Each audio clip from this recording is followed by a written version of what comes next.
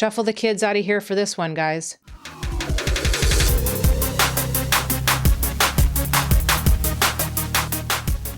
Hello, all you beautiful people out there. I am Mrs. Realistic. Welcome once again back to the channel. More comedy with Tom Segura. I love Tom Segura. I think I've seen one of his stand-ups, but I mainly see just little clips here and there. This is from his completely normal Netflix special titled Dr. Dick. We're already starting off. We know it's not going to be child friendly. I don't know if any of you have seen his wife and his podcast, but they get some pretty funny people on there. And yeah, it can go off the rails at times, but they're pretty funny, both of them. She does stand up as well. And so 2 comedians in the family, I guess that works for them, but I don't know if that would be like a clash of personalities or not. They've been together for a long time, so it clearly works for them, but I'm excited to get into this one. If you like what I do, please don't forget to like and subscribe, drop a comment down below, click the bell for notifications so that you will always know when another video comes out. And if you would like to do a donation request, there is a link to my PayPal in the description down below. Without further ado, let's get into it. And I'm going to be completely honest with you. I went to the doctor and I was like, all right, I'm just going to get a checkup, see what's going on. The honest truth is I knew it wasn't going to be awesome, okay? I knew the doctor wasn't going to be like, you might be surprised to hear this, but you're perfect. Like, you're a perfect physical specimen, man. I knew that wasn't going to happen. Adonis. But I didn't expect him to be a dick. Usually they're not. I feel like in my experience, doctors are polite. Almost overly polite, where it's phony and condescending. When they go, oh, really interesting story you got there. Doctors do that because you're telling them a story, and doctors don't want to hear a story. Doctors want to hear, this hurts. Not, I was over at my friend Charlie's house, and we went to move the ottoman, and I mean, you can use it as a coffee table, or you could use it as an ottoman, it's up to you. And your doctor's like, I want to blow my fucking brains out right now. I go in there, I sit on the exam table, which is my least favorite table to sit on in the world. This is the only table that in 30 years I've sat on where my feet don't touch the ground. So I feel like a fucking toddler waiting like...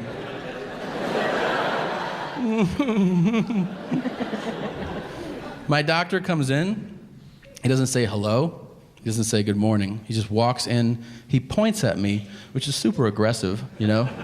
To start a conversation with somebody like, hey man, you're like, hey, what's up, man? And he goes, do you want something for your hair? And I go, what? And he goes, do you want something for your hair? And I go, I don't get it. And he goes, has nobody told you that your hair's falling out?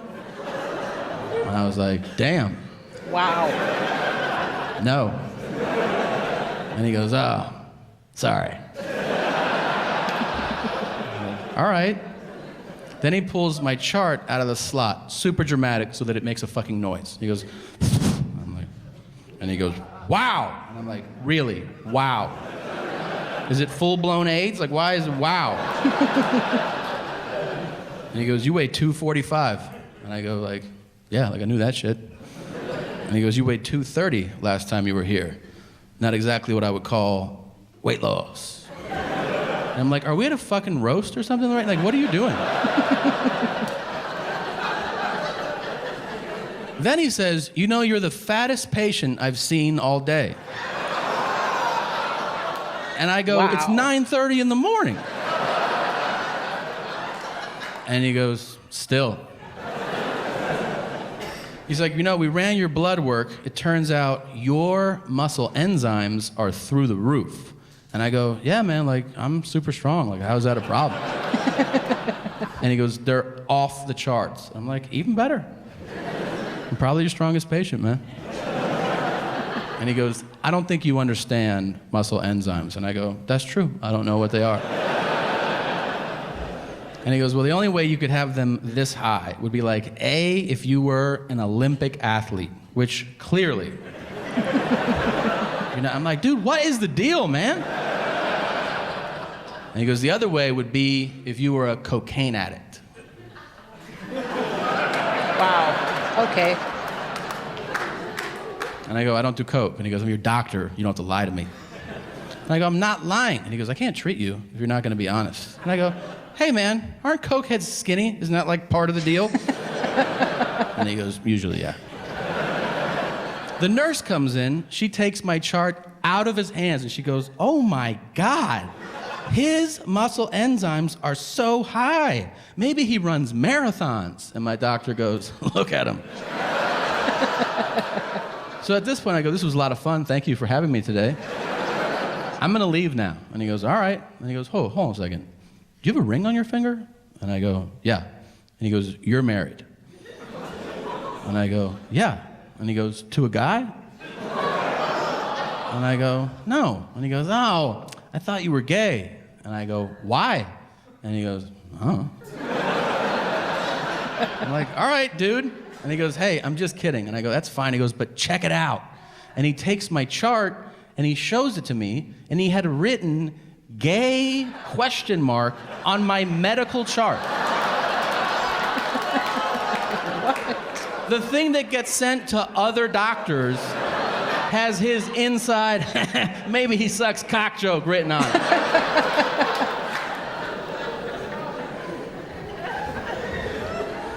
I went home, I told my wife, she's like, oh my God, what are you gonna do? And I was like, what do you mean? And she goes, I mean, are you ever gonna go back there? I'm like, are you out of your mind? That's the funniest fucking doctor in the world. Of course I'm going back there. I have like Don Rickles as my primary care physician. It's amazing. I'm faking injuries to go back to this guy. You know you're a piece of shit. I'm like, I know.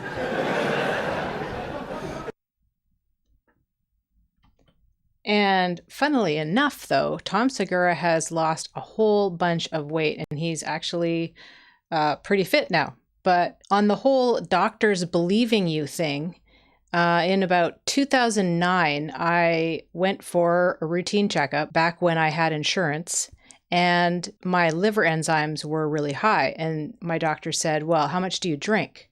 And I said, well, I really don't drink. And he's like, come on, you can tell me. And I was like, no, really, like I'll have 1 or 2 drinks a year, probably.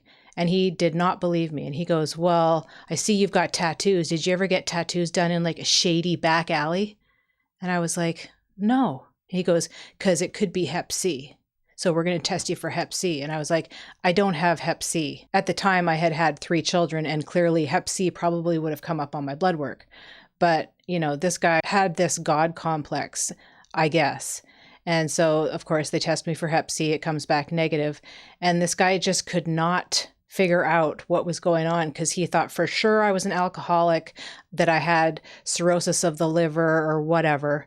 And long story short, they ended up finding a tumor on my liver that was benign, had it removed, I don't know, a month later. Then I was told after I had another child that I had another tumor. I said, I'm not getting that operation again. They're like, well, your liver enzymes are high again, blah, blah, blah, blah. But I had been on antidepressants for 10 years, and not one doctor asked me or said anything about the long-term effects of taking antidepressants. And I got off of them finally in about 2013. And when we had our last child, the blood work came back completely normal. I had not had the cyst or the tumor, whatever, removed. The only thing that had changed was that I got off the antidepressants. So I kind of lost my trust a little bit in doctors after that. I had a surgery that might not have been necessary, and that surgery involved 61 staples all along the top part of my abdomen. My abdomen muscles will never be the same. They were completely destroyed. And I have the biggest scar out of anybody I know ever. I will always win the scar competition. But suffice it to say, had I never been put on those antidepressants, that snowball effect probably never would have happened, and I never would have needed the surgery in the first place. So I think we need to take our health into our own hands to keep ourselves healthy, to keep these things from happening. As much as I thought they helped me, in the end, it turned into a cascading effect of issues. So there's my why I don't trust doctors story. And this clip seemed too short. I felt like the story was left unanswered. So maybe I need to go watch the completely normal stand-up in its entirety. So there's my laugh for the day. I hope you guys got a good chuckle out of it as well. I hope you're all having a wonderful day. And as I always say, we'll see you in the next one. Peace.